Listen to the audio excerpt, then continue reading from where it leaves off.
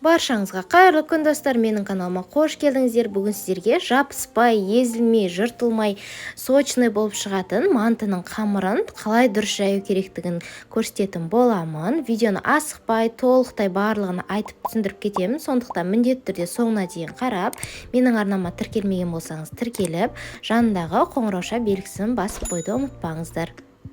Ең алдымен ыдысымызға 200 грамм немесе 200 мл салқын суды құйып, үстінен 1 шай қасық тұз, 1 жұмыртқаны жарып салып, үшеуін жақсылап араластырып аламыз. Бізде жұмыртқамен су жақсылап араласып, тұз кішкене еруі керек.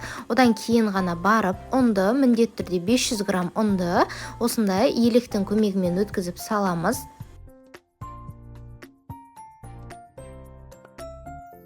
Мен бірінші барлық ұнды бірден салған жоқпын, 400 грамм ұнды салып, осылай қолмен жақсылап бір-біріне араластырдым.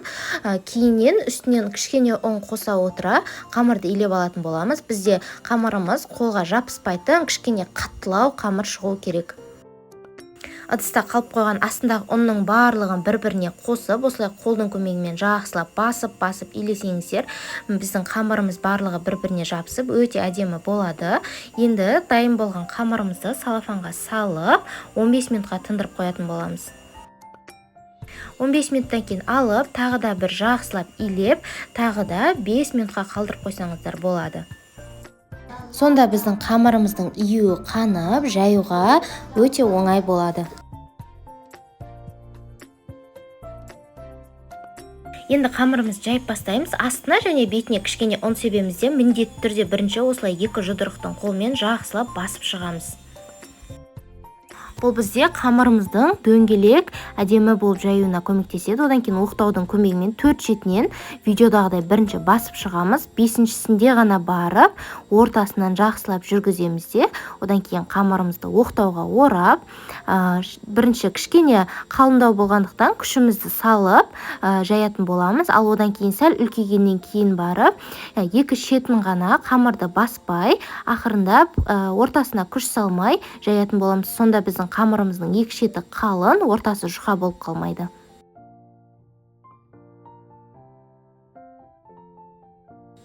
Қамырымыз қатты жұқа, қатты қалың болып кетпеу керек. Осылай жайып болғаннан кейін оқтауға орап, осылай дәл видеодағыдай қайталап кесетін боламыз.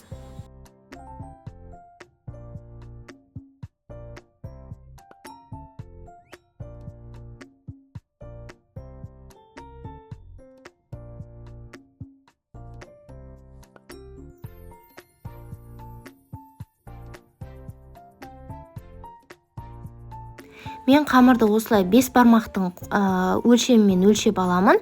Сонда бізде 4 бұрышты әдемі қамырлар шығады.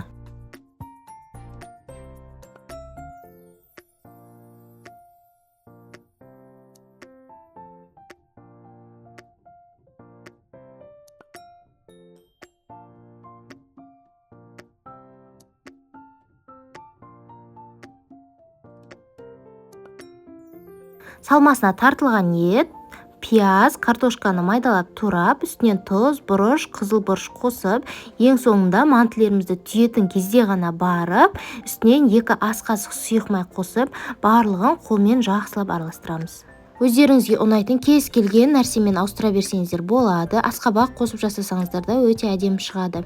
Енді осы біздің кесіп алған бөліктерімізге бір-бір қасықтан барлық салмасын салып шығамыз. Мен мантылерді осылай түйетін боламын. 4 шетін бір-біріне жабыстырғаннан кейін ғана барып, қолымды ортасына салып, 2 шетін жабыстырамын. Сонда бізде өте әдемі мантылер шығады. Достар, менің каналымның дамуына өз үлестеріңізді қосып, дәл осы видеома лайк басып, астына өздеріңіздің пікірлеріңізді жаза кетіңіздер. Және де WhatsApp желісінде өздеріңіздің достарыңызбен бөлісіп кетулеріңізді сұраймын. Мантаваркамыздың астына су құйып, газге қойып қайнатып аламыз. Және де листтарына осылай сұйық май құйып, жақсылап жағып шығамыз. Мантылеріміздің барлығын листке орналастырып шығып, сол қайнап тұрған суда ровно 45 минут шамасында пісіріп аламыз. Міне біздің мантілеріміздің түрі өте тәбет ашарлықтай болып тұр. Енді мен бетіне еріген сары майды осылай жағып шығамын. Бұл бізде мантының беті жылтырап, түрі өте әдемі көріну үшін және де дәмі де ерекше болу үшін жағылады. Міне көріп тұрғандарыңыздай мантілер астына мүлде листке жабыспаған, тіпті бір-біріне де жабыспаған. Дәл осы рецептпен міндетті түрде жасап көріңіздер. Бетіне соус ретінде әртүрлі нәрсені пайдаланып жесеңіздер де болады. Сіздерге ас болсын, сіздермен болған Арайлым.